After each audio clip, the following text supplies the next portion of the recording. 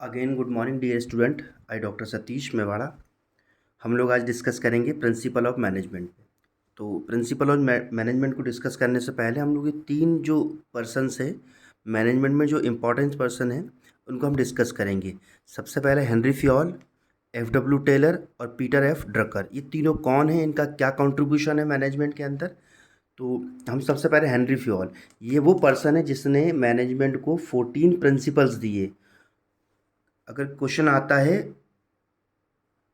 कि मैनेजमेंट के 14 प्रिंसिपल किसने दिए, तो हेनरी फ्योल ने। फ्योल 14 प्रिंसिपल, ठीक है, फ्योल और 14। इट मीन्स आपको एक ट्रिक बताता हूँ।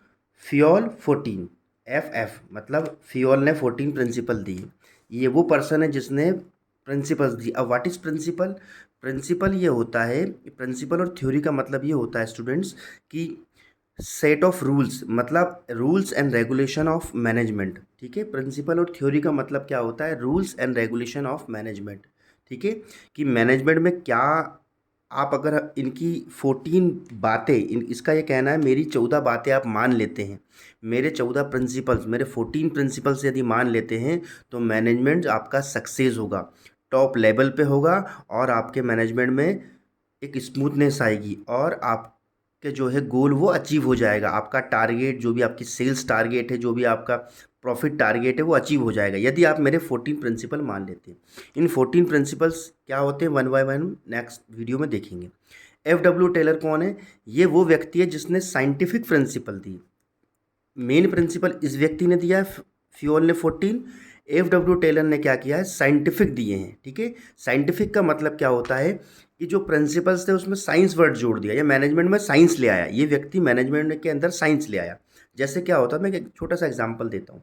पहले कंट्रोलिंग करने के लिए, इट मीन्स अटेंडेंस हम लोग किस में, रजिस्टर फॉर्म में होती थी। एक एम्प्लॉय आया, साइन करके चला गया।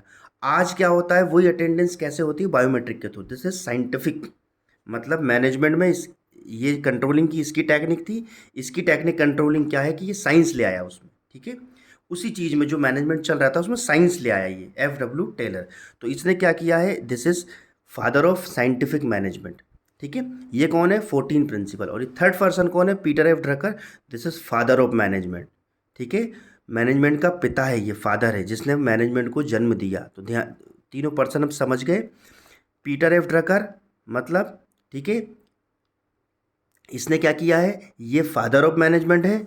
इसने प्रिंसिपल दिए, इसने साइंटिफिक प्रिंसिपल दिए। ठीक है, प्रिंसिपल इसने 14 दिए हैं और इसने साइंटिफिक प्रिंसिपल दिए हैं। ठीक है, क्लियर है। प्रिंसिपल क्या होते हैं, rules and regulation of management. Management में जो रूल्स एंड रेगुलेशन लगते हैं, जो सेट ऑफ रूल्स होते हैं, ठीक है, गाइडलाइंस होती है, उन्हें हम क्या कहते हैं, प्रिंसिपल्स। अब आता है, नेक्स्ट आता है एमबीओ, मैनेजमेंट बाय ऑब्जेक्टिव। ठीक है, ये जो है वो कंट्रोलिंग और प्लानिंग का एक मेन स्टेप है, या मेन फंक्शन कह सकते हैं। कंट्रोलिंग और प्लानिंग, हमें कंट्रोलिंग करना है मैनेजमेंट में या प्लानिंग करना है, तो एमबीओ बहुत ज़रूरी होता है। अब क्या एमबीए क्या होता है, management by objective. It means ये होता है, देखिए हर ऑर्गेनाइजेशन का एक ऑब्जेक्टिव तो होता ही है। ठीक है, जैसे आपकी लाइफ का भी एक गोल या एक ऑब्जेक्टिव होता है, लेकिन उसका ये कहना है यदि आप मैनेजमेंट करने जा रहे हो, मतलब planning, organising, staffing, directing, controlling, ये जो भी करने जा रहे हो, यदि ये ऑब्जेक्टिव के साथ हो, तो आपका ऑर्गेनाइजेशन गोल अचीव करेगा। कैसे? कि आपने हर स्टेप पे गोल रख दिया। जैसे सुपरवाइजर को एक गोल दे दिया कि आपका दिन भर में इतना प्रोडक्शन होना चाहिए, दिस इज ऑब्जेक्टिव। आपने मैनेजर को दे दिया एक ऑब्जेक्टिव, एक आपने उसको दे दिया, वर्कर को दे दिया, एक आपने उसको दे दिया, सॉरी, डायरेक्टर को दे दिया। हर व्यक्ति को ऑब्जेक्टिव यदि आप दे दोगे, तो क्या होगा, आपकी कंट्रोलिंग अच्छे से होगी और प्लानिंग अच्छे से होगी। ठीक है, आपने क्या करा, सिर्फ एक गोल रखा, पूरे उसमें क्या रखा, एक गोल रखा कि हमें 10 करोड़ रुपए प्रॉफिट कमाना है, एक मेन गोल रखा। तो क्या होगा, ये आपका गोल है, लेकिन उस सुपरवाइजर को क्या लेना देना इससे, उस वर्कर को क्या लेना देना इससे, भाई हो जाएगा। लेकिन अगर आपने उसको ऑब्जेक्टिव दे दिया कि नहीं, तुम्हें दिन भर में इतना प्रोडक्शन करना है, ये किसको दे दिया, वर्कर को दे दिया। मैनेजर को दे दिया है कि तुम्हें इस साल इतना ही अचीव करना है। फिर आपने सुपरवाइजर को दे दिया, फिर डायरेक्टर को दे दिया, ठीक है, फिर मैनेजर को दे दिया। अलग अलग व्यक्ति को आपने अगर ऑब्जेक्टिव बता दिए, तो आपका कंट्रोलिंग और प्लानिंग और मैनेजमेंट क्या हो जाएगा, सक्सेस हो जाएगा। ठीक है, अब आता है एमबीए, मैनेजमेंट बाय एक्सेप्शन। ये क्या होता है, देखिए क्या होता है कि अगर आप सब कुछ कंट्रोल करने जाएंगे, एक एग्जांपल के थ्रू समझाता हूँ मैं, कि आप सब कुछ कंट्रोल करने जाएंगे, तो एक दिन ऐसा समय आएगा आप कुछ भी कंट्रोल नहीं कर पाएंगे।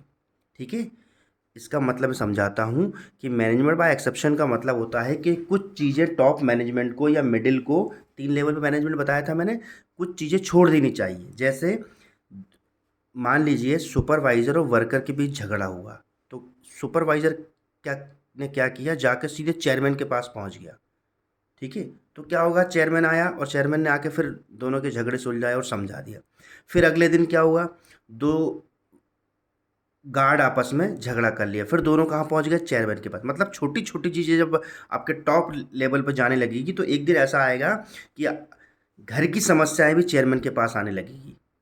समझ रहे हैं मेरी बात को? मतलब कुछ चीज़ों को उस लेवल पे ही सॉल्व कर देना चाहिए, मतलब टॉप लेवल पर। तो मैनेजमेंट बाय एक्सेप्शन का मतलब होता है कुछ चीज़ें छोड़, एक्सेप्शन का मतलब छोड़ देनी चाहिए कुछ चीज़ें। ठीक है, ये कंट्रोलिंग का एक महत्वपूर्ण स्टेप होता है मैनेजमेंट बाय एक्सेप्शन। ठीक है, मेरी बात समझ गए कि भाई यदि आपका लोअर लेवल का अगर कोई चीज़ है तो उसको लोअर पे सॉल्व हो जाना चाहिए, टॉप पे नहीं जाना चाहिए। यदि दो व्यक्तियों के बीच झगड़ा हुआ है तो उसको वहीं सॉल्व हो जाना चाहिए, बार बार हम चेयरमैन या डायरेक्टर के पास नहीं जा सकते। यदि मान लीजिए 500 रुपये का लॉस हो गया, एक वर्कर ने क्या किया कि एक मशीन का कोई वो तोड़ दिया, पुर्जा या कोई चीज़ तोड़ दी। तो अब क्या करा, वो सुपरवाइजर चला तो चेयरमैन के पास गया, सर आज इस वर्कर ने इतने का नुकसान कर दिया। तो वो चेयरमैन जाएगा, पूरा करेगा, फिर उसकी 500 रुपये सैलरी काट लेगा। फिर अगले दिन क्या हुआ, एक व्यक्ति 10 मिनट लेट आया, उसने क्या करा, वो पहुंच गया चेयरमैन के पास, सर ये रोज़ लेट आता है। अगर ये मैनेजमेंट एक्सेप्शन नहीं होगा तो रोज़ ऐसी शिकायतें लोअर से टॉप तक जाएगी। लेकिन वो कहता है कि मैनेजमेंट बाय एक्सेप्शन होना चाहिए, मतलब कुछ चीज़ें छोड़ देनी चाहिए। जैसे जिस दिन उसने 500 का नुकसान किया, अगर वो सुपरवाइज़र वहीं के वहीं पनिशमेंट देता या समझा देता तो चेयरमैन तक ये चीज़ ना जाती। वो लेट आया तो वहीं के वहीं वो उसकी सैलरी डिडक्ट कर देता या उसको समझाइश दे देता। ठीक है, तो मैनेजमेंट बाय एक्सेप्शन ये कहता है कि कुछ चीज़ें उसी लेवल पर छोड़ देनी चाहिए जिस लेवल पर वो हुई हैं, उसको टॉप या मिडिल तक नहीं जानी चाहिए। यदि एक और चीज़ है, मान लीजिए दो डायरेक्टर रखें या दो मैनेजर रखें, दोनों के बीच झगड़ा हो गया, तो वो क्या करने लगे, एक मैनेजर जो वो चला तो वो जाके वर्कर के साथ बैठा और खाना खाने लगा और बोलने लगा यार वो मैनेजर ख़राब है। इसका मतलब क्या होगा कि हमने टॉप लेवल की चीज़ें लोअर पे जाके डिस्कस कर दी। ठीक है, हमने उसको एक्सेप्शन नहीं किया, छोड़ा नहीं कि नहीं यार ये मेरी लेवल का नहीं है, इससे मुझे मैनेजर की बात नहीं करनी चाहिए। ठीक है, तो ये होता है मैनेजमेंट बाय एक्सेप्शन। तो एमबीओ और एमबी ये दोनों इंपॉर्टेंट क्वेश्चन है, स्टूडेंट्स आएंगे, इनको पढ़ लेना। अब आता है अगला मोटिवेशन। ये एक सेपरेट क्वेश्चन आता है, what is motivation, urge to person to right button. ठीक है, इसकी सिंपल सी डेफिनेशन होती है, अर्ग, अर्ग मतलब होता है उकसाना, टू पर्सन, पर्सन मतलब व्यक्ति को, to right button, right button मतलब उसकी नब्स को पकड़ के। जैसे एक व्यक्ति बहुत अच्छा मूर्ख बना लेता है लोगों को, तो हमें उसकी इस स्किल को भूलना नहीं चाहिए। ठीक है, उसकी इस स्किल को भूलना नहीं चाहिए, उसको सेल्स का काम देना चाहिए हमें। ठीक है, इसका मतलब है वो कुछ भी बेच सकता है। ठीक है, जैसे मैं एक एग्जांपल देता हूँ कि हनुमान जी में अपार शक्तियाँ थी, हनुमान जी के अंदर बहुत सारी शक्तियाँ थी, लेकिन ये खुद उन्हें पता नहीं था। उन्हें मोटिवेट किसने किया था, जामवंत ने। ठीक है, उन्होंने कहा था जामवंत जी ने कि जागो है हनुमत लाला, जागो है हनुमत लाला। ठीक है, कि तुम्हारे इतनी शक्तियां हैं कि तुम सूर्य देव को निगल गए थे। ठीक है, तुम बहुत अपार शक्तियां, उनको अर्घ किया, urge to person to right button, मतलब उनकी राइट बटन दबाई कि भाई आपके अंदर अपार शक्तियां हैं। जैसे ही हनुमान जी जागे तो उन्होंने कहा कि है जामवंत क्या कहते हो, जाकर बादल पर गरजू मैं, पहले लंकेश्वर को मारूं या लंका पलटी कर दूं मैं। देख रहे हो आप, स्टेटमेंट पहले क्या था कि मैं ये समुद्र लांघ नहीं सकता, और जब उन्होंने उनको मोटिवेट किया, उनकी शक्तियों को याद दिलाया, तो उन्होंने क्या कहा कि हे जामवंत क्या कहते हो, जाकर बादल पर गरजूं मैं, पहले लंकेश्वर को मारूं या लंका पलटी कर दूं मैं। ठीक है, तो स्टेटमेंट चेंज हो गया। वैसे ही आप अपने एम्प्लॉय को, जो अच्छा काम करता है उसको मोटिवेट करो, और मोटिवेशन के दो तरीके होते हैं। ठीक है, चलो इसको चार में बताता हूँ। सबसे पहले होता है पॉजिटिव मोटिवेशन, नेगेटिव, नंबर दो, नंबर तीन होता है आपका मॉनेटरी, और चौथा होता है नॉन मॉनेटरी। मॉनेटरी का मतलब होता है पैसे देकर, ठीक है, और बिना पैसे के। अब ये क्या होते हैं, पॉजिटिव मोटिवेशन मतलब उसको, जैसे मैंने कहा था ना कि भाई आप बहुत अच्छा काम करते हो यार, तुम बहुत बढ़िया व्यक्ति हो, 10 लोगों के सामने उसकी तारीफ कर देना, दिस इज पॉजिटिव मोटिवेशन, कि भाई ये बहुत अच्छा व्यक्ति, ये बहुत अच्छा काम करता है, तो वो क्या करेगा, आप उसके काम के प्रति उसको उकसाना। तो जैसे ही मैंने उसकी तारीफ की तो वो क्या हो जाएगा, प्रसन्न हो जाएगा। अब मैंने कहा था ना, मोटिवेशन टू अर्ग पर्सन टू राइट बटन, अर्ग मतलब उकसाया और राइट बटन कौन सी, मैंने उसकी तारीफ कर दी। अब नेगेटिव मोटिवेशन, वही मैंने उसकी बेइज्जती कर दी, तुम किसी काम के लायक नहीं हो, तो मैं कल से फायर कर दूंगा। तो क्या होगा, अगर मैं लगातार पॉजिटिव कर रहा हूँ, नहीं समझ रहा है, तो मैं नेगेटिव मोटिवेट करूंगा उसको, ठीक है, मैं उसको इंसल्ट करूंगा 10 लोगों के सामने, तब जाके वो क्या होगा, यानी बॉस को काम देना, नहीं तो मुझे निकाल देंगे। मॉनेटरी का मतलब क्या होता है, मैं उसको बोनस दे दूं, कुछ रिवॉर्ड दे दूं, ठीक है, समझ रहे हो, उसकी सैलरी बढ़ा दूं, ठीक है। नॉन मॉनेटरी क्या होता है, मैं उसको नॉन मॉनेटरी का मतलब क्या है, मैं उसका ट्रांसफ़र कर दूं, प्रमोशन कर दूं, ठीक है, डिमोशन कर दूं, ये भी होता है। प्रमोशन कर दूं मैं उसको, मतलब उसको एम्प्लॉय से सुपरवाइज़र बना दूं, या सुपरवाइज़र से मैनेजर बना दूं, तो ये होता है नॉन मॉनेटरी, मतलब पैसे नहीं दिए लेकिन मोटिवेट हो गया। और यहाँ पैसा देना पड़ता है आपको, मॉनेटरी का मतलब मनी। कैसे, मैं उसको उसको बोल दूँ तुम्हारी पेंशन लगेगी यहाँ पे, अगर तुमने इतने साल अच्छे काम किया, तुम्हें मैं बोनस दूंगा, तुम्हें कमीशन दूंगा, तुम्हारी सैलरी बढ़ा दूंगा, दिस इज मॉनेटरी टर्म, ठीक है। अब एक क्वेश्चन आता है स्टूडेंट्स, मास्लोस थ्योरी ऑफ मोटिवेशन। ये मास्लो एक व्यक्ति थे, इन्होंने अपनी थ्योरी दी थी ऑफ मोटिवेशन, किसी व्यक्ति को उकसाना कैसे है। तो 4 लेवल पे किसी व्यक्ति को आप उकसा सकते हो, ठीक है, ये 4 लेवल होती है। डायग्राम ध्यान रखना, ऐसे डायग्राम बना के आना आप लोग, ठीक है, जैसे मैंने इसको अच्छे से पेंसिल से बनाना है, ठीक है। तो उसने 4 लेवल पे एक व्यक्ति को मोटिव, ध्यान रखना क्वेश्चंस क्या आएगा, मास्लोस थ्योरी ऑफ मोटिवेशन। तो मास्लो की थ्योरी क्या थी, कि उसको 4 स्टेप पे एक व्यक्ति को अपन, ठीक है, एक व्यक्ति की पहली नीड क्या होती है बच्चा, बेसिक नीड, RKM, रोटी कपड़ा और मकान। बेसिक नीड क्या होती है, एक व्यक्ति की जब वो होश संभालता है तो उसको चाहिए रोटी, मतलब खाने को मिल जाए, कपड़ा और मकान मिल जाए। ये बेसिक नीड होती है हर व्यक्ति की, एक झुग्गी झोपड़ी में रह रहा हो चाहे एक महल में रह रहा हो, उसकी बेसिक नीड होती है, ठीक है। अब क्या होता है, एक झुग्गी झोपड़ी में रहने वाले व्यक्ति यदि उसको तीनों चीज़ मिल जाए, यहाँ सेटिस्फाइड हो जाता है, ठीक है। अब उसको मोटिवेट करना है, तो उसको दूसरी नीड क्या बतानी पड़ेगी, ये नीड भी होता है ना, नीड, नीड मतलब होता है आवश्यकता, नीड्स आवश्यकताएं।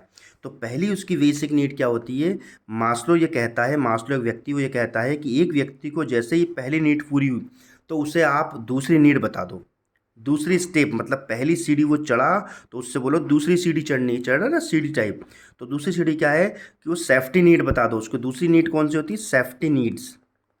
दूसरी नीड कौन सी होती है, सेफ्टी नीड्स। सेफ्टी नीड में उसको क्या बता दो, जॉब, पेंशन, ठीक है, उसको और उकसाओ कि भाई तेरी जॉब लग जाएगी, तेरे को पेंशन मिलेगी, तो तू भविष्य में पैसे कुछ जोड़ पाएगा, तेरी भविष्य सेफ हो जाएगा, तू सरकारी नौकरी की ओर बढ़। तो वो क्या करे, उसको जॉब का लालच दे दो और पेंशन दे, हो गया मोटिवेट, चढ़ गया दूसरी सीढ़ी, ठीक है।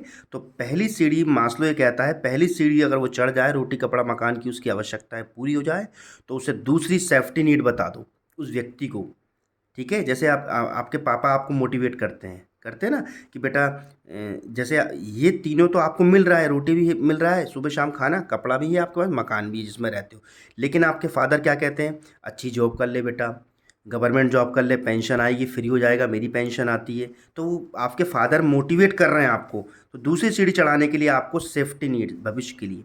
अब सोशल और स्टीम नीड, तीसरी स्टेप का बोल रहा है, सोशल स्टीम नीड।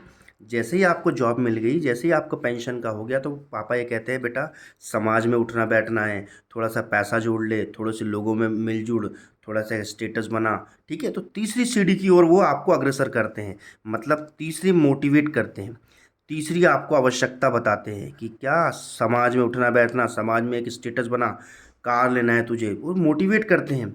और लास्ट होता है सेल्फ एक्चुअलाइजेशन। ये नीड, ये मोटिवेशन की लास्ट स्टेप है, सबसे टॉप स्टेप। इस पोजीशन पर अंबानी, अडानी, टाटा, ठीक है, अजीज प्रेम जी जैसे लोग बैठे हुए हैं। वो यहाँ से शुरू हुए थे, उन्होंने, उनके पिताजी ने कहा होगा, रोटी कपड़ा मकान देने के बाद ये वाली नीड उनको बताई होगी, वो इस सीढ़ी पे चढ़े, फिर ये बताई होगी, और आज यहाँ बैठे।